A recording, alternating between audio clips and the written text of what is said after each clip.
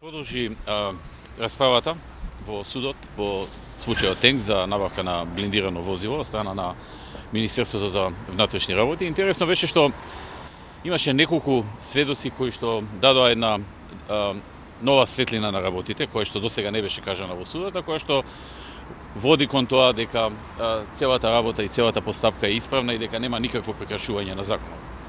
Првиот сведок, кој што говореше една новина, еден нов момент, беше сведокот Зоран Василевски, кој што доаѓа од раководна позиција во компанијата Auto Македонија, која што е конкурентска компанија на онаа фирма што го продава Мерцедесот на МВР, Мак Аутостар.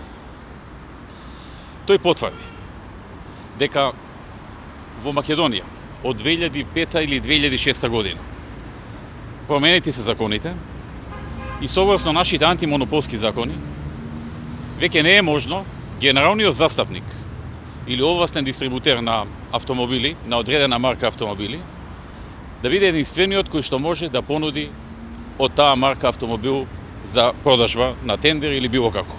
Или со други зборови, сите оние кои што се регистрирани за трговија со возила можат да понудат од било која марка на возило, може да понудат на тендер или на некоја приватна фирма ако сакаат без тендер, може да понудат возило од било која марка, независно дали се или пак не се генерални застапници на таа марка на возило.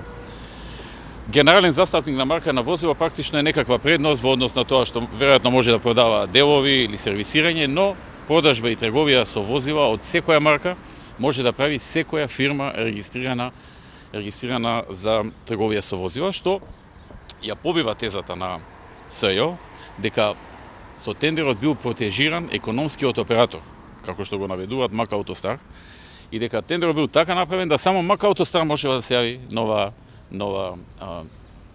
новој тендер. Спротивно на тоа, денеска беше појаснето дека може да се јави било кој, и самиот представник на компанијата Auto Македонија каже дека тие биле застапници на други 4 бренда, а често пати продавале автомобили и од брендови за кои што не се генерални застапници. И ги наведе по имиња. Кои брендови ги застапували и од кои брендови што не ги застапувале, продавале автомобили на македонскиот пазар согласно законите во Македонија, кои што се еквивалентни со законите во Европската унија. Значи некаде 2005-2006, така каже тој, донесени се измени и усогласено е нашето законодавство со законодавството на Европска унија. Тезата дека бил протежиран економскиот оператор Мак Аутостар падна во вода како круша. Вториот интересен денеска сведок беше вештакот Страхил Глигоровски, кој што беше економски вештак. И кој што кратко и јасно можам да ви кажам, го потврди она што ние го знаеме, но еве добро што и судот го слушна, а тоа е дека во случајот со набавката на нова возило не постои штета. Имено, тој кажа дека нема компанијата која што го продава возилото, заработила маржа или заработка, која што е вообичаена заработка на таа компанија. Со ништо повеќе не отишла над вообичаените цени по кои што ги продава возилата на било кој што сака да купи од нив. И дека нема остварено никаков екстра профит. Цитирам како што кажа, дека нема остварено никаков екстра профит. Од тука се потврди дека нема штета. А кога нема штета, не може да има ни дело. Исто така, меѓу другото беше нагласено и тоа дека вештаците и СЈО не постапиле по закон затоа што во време на правењето на вештачењето, како што е во закон наведено, не направиле контакт и не ја консултирале одбраната и обвинетите. Но тоа е една процесна работа. Трет значаен сведок кој што денеска дојде е лицето вештакот Тале Герамечиовски, кој што на некој начин требаше да биде технички вештак. Овој првиот беше економски вештак, а Тале Герамечиовски технички вештак, ангажиран од компанијата EOS Consulting. Тука беше многу карактеристично што судот целосно ги отфрли на некој начин укажувањата на одбраната, дека станува збор за фирма и станува збор за вештак, за кој што постои основано сомнение дека се пристрасни. Имено, раководителот на компанијата EOS Consulting, која што го вршела вештачењето, е поранешен подпредседател на владата од СДСМ, Димитар Бузлевски. А пак, вештак кој што го работел, е поранешен пратеник на СДСМ и поранешен заменик министар за образование и наука, Тале Герамеджиовски. Тоа се луѓе кои што со години, како мои политички противници, оделе по куќи, оделе по медиуми, оделе каде ќе стигнат, говореле против мене, се бореле против мене, ме оцрнувале лично, и сега тие луѓе од стотици компании за вештачење во Македонија, од над 1000 вештаци во Македонија, баш тие луѓе, мои политички противници, пратеници на СДС, заменици министри, подпредседатели на влада, баш тие луѓе се ги одбрава да видат вештаци во овој случај и да изработат вештачење врз база на кое што судот треба да донесе судска одлука дали сме виновни или не сме виновни. Но судот некако очигледно под политички притисок да не сгреши пред актуелната власт го избегна тој дел и не го зема во обзир дека станува збор за лица за кои што по дефиниција се пристрасни. Затоа што дали десетици изјави против мене лично, против моето работење, агитирале против мене каде ќе стигнат и не може да не бидат непристрасни. Но како и да е, има и други значајни работи кога станува збор за ова нивно вештачење. Имено, првата работа беше дека одбрале за вештак, веројатно не можеле да се снајдат подобро, одбрале за вештак лице кое што е машински инженер и кое што има познавања во областа на сообраќајот.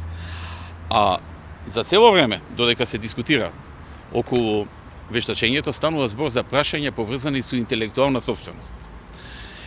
Овие лица немаат ниту лиценца за интелектуална собственост, ниту знаење од таа област, затоа што не се од таа област.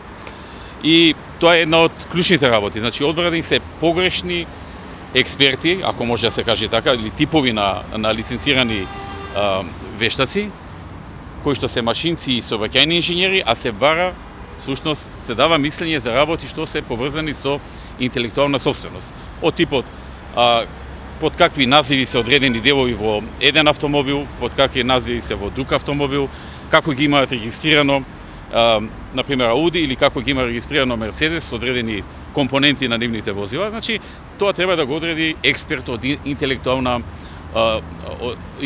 собственост, а не експерт од сообраќај или од машинство. Меѓутоа,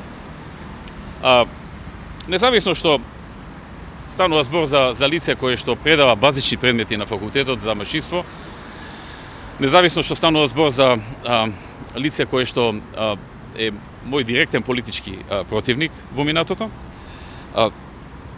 клучно беше што лицето призна, јавно призна, пред судијата призна, дека не се чувствува за експерт за блиндирани возила. Дури нагласи дека во Македонија нема експерти за блиндирани возила. Каже дека тој во минатото има некое кратко неколку месечно искуство во областа на изработка на шлемови. Работил во фабриката Еврокомпозит некаде во 80-тите години, ако добро разбрав 5-6 месеци, и гледал како се прават шлемови. И самиот каже дека не е експерт за блиндирани возила, но дека се чувствува компетентен да дава некакви оценки за возила и слично. Со тоа самиот потврди дека практично избран е вештак кој што во никој случај не може да биде релевантен вештак за една ваква постапка. Потоа, човекот исто така јавно призна дека неговото вештачење било прилично тесно и дека извршил вештачење на споредба на некои делови во возилата Мерцедес од една страна и возилата BMW и Ауди од друга страна. При што нагласи дека пропуштил да направи споредба со возилата произведени во Америка, со возилата произведени во Јапонија и, како што рече тој, со возилата произведени во Русија и во Кина. И дека само се осврнал на 3 возила. 3 марки блиндирани возила. Мерцедес, Ауди и BMW, и констатирал дека некои делови и некои системи кои што ги има во Мерцедес ги нема во BMW и Ауди, односно ги има, но по други имиња. Значи, тоа му беше поставено прашање, дали тие системи што викате дека ги нема во Ауди и во BMW, дали ги има сепак, ама се по друго име. Тој потврди, да, ги има, но се по друго име. Исто така обвинителот потврди дека точно е дека компаниите, трговци на автомобили, доколку имале било каква забелешка по однос на тендерската документација. Например, да констатирале дека така е направена тендерската документација што тие со некое друго возило не може да конкурираат. Дека имале можност да поднесат жалба и дека МВР во тој случај ќе морало да ја коригира документацијата. Но никој од нив не поднел такво барање или таква жалба. И затоа МВР не коригирава ништо и си тече тендерот со таква документација. Така што можам да кажам дека и покрај лошите намери од страна на СЕО, избор на вештаци и куки за вештачење кои што биле директни мои политички противници, сепак низ вештачењето не можеа да одбегнат да кажат дека прво не се експерти за работата за која што се повикани, второ дека земале во обзир само други две возила покрај Мерцедес и не ги земале еден куп фабрики во Америка, во Јапонија, други во Европа, Кина, Русија и така натаму, и дека признаа дека на некој начин и тоа што го напишале за BMW и за Audi дека го имаат и тие, но е само по друго име. Што значи дека ако така било навистина, дека нивните ако биле заинтересирани некои нивни представници, трговци и така натаму да конкурираат со тие возила, само требало да известат и МВР тоа да го прифати. Така што беше интересен ден, се кажа интересни работи. Вештар кој каже дека му било дадено само да направи споредба помеѓу Мерцедес од една страна и BMW и Audi од друга страна. Значи некој се плашал да направи поголема споредба. Така што станува збор за предмет кој што е сериозно исконструиран. Предмет кој што никаде во светот нема ваков предмет да поранешен премиер одговара за некое возило што го набавило Министерството за внатрешни работи и за тоа колку фирми можеле да учествуваат.